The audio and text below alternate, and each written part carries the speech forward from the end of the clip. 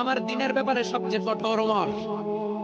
বিশ্বনবী বলতেন আমার পরে কোনো নবী নাই, কোনো রাসূল নাই, তবে আমার পরে যদি কেউ নবী হতো আমার ওমর নবী হয়ে যেত। লা নাবিয়্যা বা'দি ওয়ালা রাসূল, আমার পরে রাসূল নাই, কোনো নবী নাই, তবে লাউ কানা বা'দি নাবিয়্যুন লাকানা উমার। প্রভু তুমি বলেছ রাসূল দেবে না, বলনি দেবে না ওমর, বলনি দেবে না হামজা তারিক, খালিদ বিজয়ী সমর। প্রভু তুমি বলেছ রাসূল দেবে না, বলনি দেবে না ওমর, বলনি দেবে না হামজা তারিক, খালিদ বিজয়ী সমর। প্রভু তুমি বলেছ রাসূল দেবে না। আল্লাহু আকবার।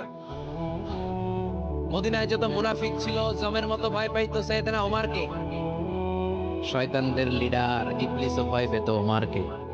বিশ্বনবী বলেন ওয়াল্লাযী নাফসি বিয়াদিহি, ওমর ওই সত্তার কসম যেই সত্তার হাতে আমার আত্মা, মা সালাক মা লাকিয়াকা শাইতানু সালিকান ফাজ্জান ইল্লা সালাকা ফাজ্জান গায়রা ফাজ্জিক।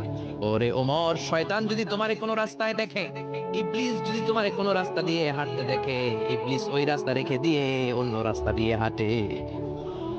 ইবলিসও সাইয়েদনা ওমর ফারুককে দেখলে, এই রাস্তা দিয়ে দেখলে ওর বাপের কি জীবনে এই রাস্তা দিয়ে হাঁটবে না। এই রাস্তা থুইয়া ও আরেক রাস্তা ধরে চিল্লায় পড়ে আল্লাহু আকবার। কাফেররা ভয় পেত, মুনাফিকরা ভয় পেত, শয়তান ভয় পেত, এমনকি বিশ্বনবীর বিবিরাও ভয় পেত। সুবহানাল্লাহ পড়েন। বিশ্বনবীর বিবিরা বিশ্বনবীরে ধরলেন আমার এইটা কিনা দেন ওইটা দেন। বিশ্বনবী কয় টাকা নাই, ক্ষমতা নাই, সামর্থ্য নাই, বেশি কথা কইলে তালাক নিয়ে যাও, তোমাদের চেয়েও সুন্দরী অনেক সতী সাধবী নারী আল্লাহ ব্যবস্থা করে দিবে।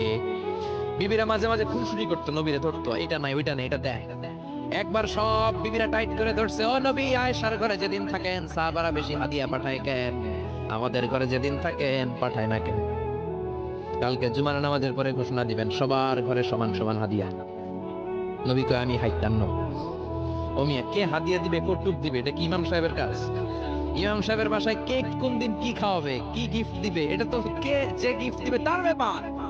বিষ্ণু বললেন আবু বকরকে সবাই ভালোবাসে, তাই আবু বকরের মেয়ের ঘরে যেদিন আমার ডেট করে থাকার সময় ওই দিন হয়তো বেশি হাদিয়া পাঠায়, তোমাদের ঘরে পাঠায় না, আমার বলার কোনো সুযোগ। বিবিরা কয় না আপনারে বলতেই হবে। নবী কয় আমি পারবো না। বিবিরা কয় পারবেন। ইন দ্য মিন টাইম দরজার উপর থেকে কে যেন সালাম দিল, আসসালামু আলাইকুম ওয়া রাহমাতুল্লাহ।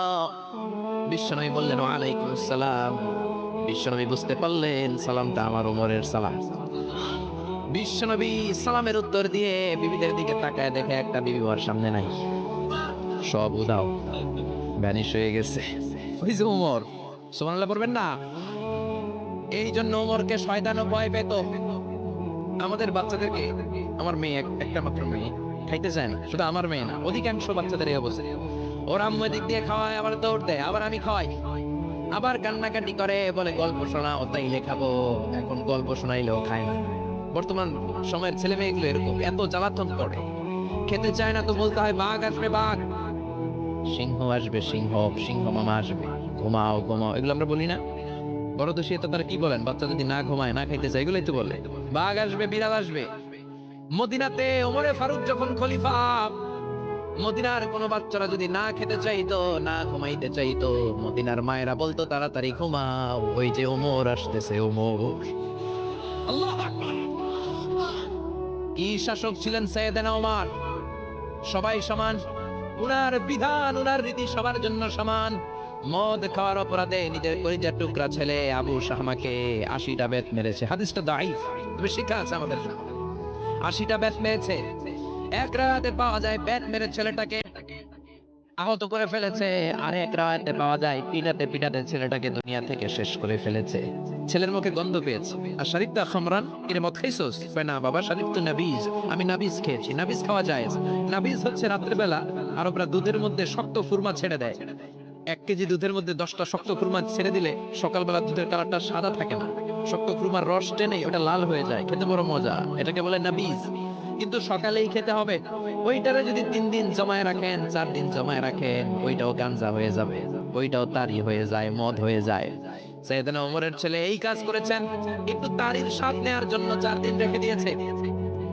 সাইয়েদনা ওমর বললেন কি খাইছস? কয় মদ খাই নাই। নাবিজ খাইছস? এদিকে আয়। ইফতাহ ফামাক, মুখ খোল।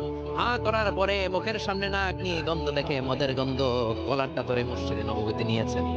ইন দা মিন টাইম মসজিদে নববীতে জোহরের নামাজ হয়। নিজের ছেলেকে মসজিদে নববীর উস্তুয়ানা বলে, উস্তুয়ানা তু মসজিদে নববী, মসজিদে নববীর পিলারে বেঁধেছেন।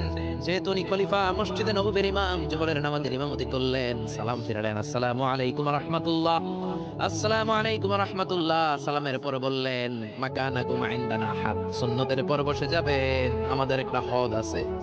আল্লাহর দেয়া যে বিধান বিচার, এটাকে আরবিতে বলে হাদ, প্লুরাল হচ্ছে হুদুদ। আমাদের হুদুদ আছে, মানে গুরুদণ্ড আছে, বসবেন। হাজার হাজার মানুষ সবাই অজু করে যখন ঢুকতেছিল, দেখে আবু শামা পিলারে বাঁধা। সবাই তো আশ্চর্য, কি আজিব তামাশা, প্রেসিডেন্টের কুলা বাঁধা। নামাজের পরে বাইরে আসার পরে হাজার হাজার মানুষ তাকিয়ে আছে। কানাঘুষা শুরু হয়ে যায়। সবাই বলে, কি হয়েছে? ওমর কয়, আমার টানাটানি করা যাবে না। এই যে থামেন থামেন, এখন টানলে কি হবে আমি জানি, খুব বিশৃঙ্খলা হবে। দাঁড়াই শুনে ডবল সোয়াব। আমি চলে গেলে এরপর আপনারা টানাটানি করে ঢুকে। কথা শুনতেছেন তো? মনোযোগ আছে? লোকদের মধ্যে কানাঘুষা। প্রেসিডেন্টের ছেলে, কেউ কয় ওমর মনে হয় মারবে না, যেহেতু নিজের ছেলে তো একটু ধমকি টমকি দিয়ে ছেলে দিবে। কেউ কেউ বলে না, ওমর এত সহজ মানুষ না, মদের বিচার তো 80টা বে, মনে হয় 40টা মারবে। কেউ কয় না, 80টাই মারবে। ওমর চেয়ারে বসে জল্লাদরে ডাকলেন, বললেন, ইবদা বিসমিল্লাহ, নে চাবুক শুরু কর। বাইতুল মাল থেকে শক্ত সাইজের একটা চাবুক আনবি। জল্লাদ চাবুক এনে দাঁড়ালেন। ওমর বললেন, ইবদা বিসমিল্লাহ, শুরু কর। জল্লাদ মারতে শুরু করেছে। ওয়াহিদ, ইথনাইন, তালাতা, তিনটা মারার পরে এক থাপ্পড় মেরে জল্লাদকে 3 হাত ধরে ফেলে দিলেন। ধমক দিয়ে বললেন, তুই চাবুক মারাস নাকি চাকরি বাঁচাস? আসলে জল্লাদ কিন্তু আসতে পারে নাই, দেহের যত জোর ছিল জোর দিয়ে মেরেছে, কিন্তু ওমরের পছন্দ হয় নাই। ওমর বলে, ইনদাকা তালাতা ইনদি ওয়াহিদ, তোর হিসাবে চাবুক মারা হয়েছে 3টা, আমি ওমরের হিসাবে মাইর হয়েছে একটা। চাবুক আমার হাতে দে, আমি 2 নাম্বার থেকে শুরু করি। ওমরে ফারুক 2 নাম্বার শুরু করলেন, 2 3। এক একটা চাবুক মারে, ছুপ ছুপ করে চামড়া ছিলে রক্তগুলো মসজিদে নববীর বারান্দার পিলারের মধ্যে লাগে। ওমরের চেয়ে শক্তিশালী দ্বিতীয় কোনো পুরুষ মদিনার জমিনে ছিল নাকি? ওমরের হাতের মাইর।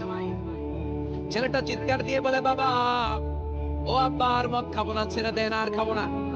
মদ তো আমি খাই নাই, আমি খেয়েছি নাবিজ, 3-4 দিন রাখার কারণে একটু মাতলামি হয়েছে আমার। আব্বা, এবারের জন্য ছেড়ে দেন, আর খাবো না। ওমরের কঠোর হৃদয়ে কোনো দয়া মায়া আসনা, মারতে লাগলেন। এবার আবু শাহামার মা, ওমরের বউ, পায়ের মধ্যে ওমরের পায়ে পড়ে ডেকে বলে, ওমর, আমার কলিজার টুকরা ছেলেটারে মারিস না। 30টা বাড়ি মারা হয়েছে, আর বাকি 50টা বাড়ির জন্য এক একটা চাবুকের বিনিময়ে আমি এক একটা উট আল্লাহর রাস্তায় সৎকা করবো রে ওমর। সাইয়েদনা ওমর বলে, এর নিয়ে যাও। আবু শাহমার মা উট দিয়ে আল্লাহর জাইন চাবুকের বাড়ি থেকে একটা বাড়িও কমানো যাবে না, 80টা বাড়ি দেয়া পর্যন্ত পৃথিবীর কোন শক্তি আবু শাহমারে আমার হাত থেকে ছুটাতে পারবে না। আবু শাহমার মা কাঁদতে লাগলো। ওমরের মনে দয়া মায়া হয় না। 40টা বাড়ি মারার পরে ছেলে বেহুশ, 50টা মারার পরে আবু শাহমা দুনিয়া থেকে শেষ।